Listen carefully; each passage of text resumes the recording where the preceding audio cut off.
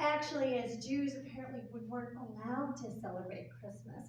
I mean, growing up, I'd seen all the movies and sung all the songs, how Santa went to all the houses of all the good little boys and girls around the world, but Santa didn't come to my house, and I asked my parents why not, and my dad explained it to me. Santa's an anti-Semite.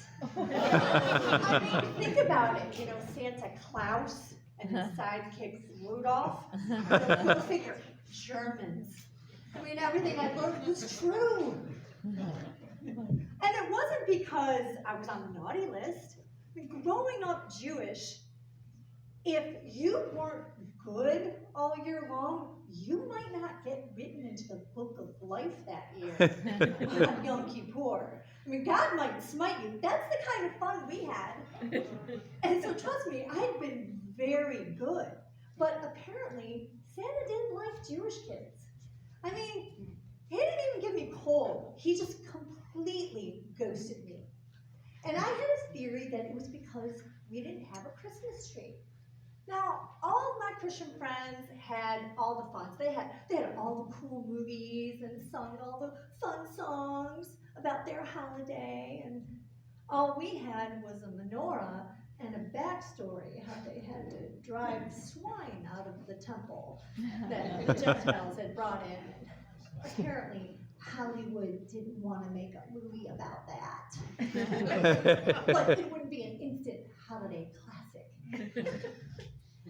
And so I begged my dad to get a Christmas tree. I told him we could decorate it blue, we could call it a Hanukkah bush. And he acted like having a Christmas tree was like putting a giant pig on a spit in our front window.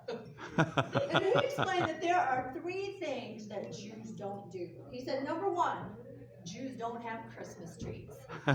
And number 2, Jews don't eat pork.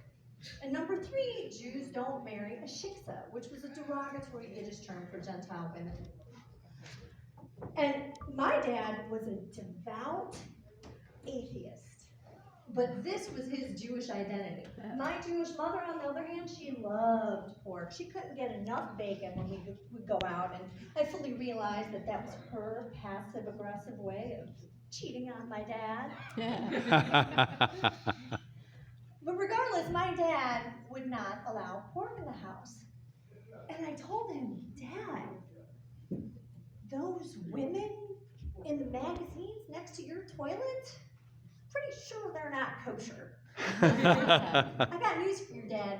You've been bringing pork in the house.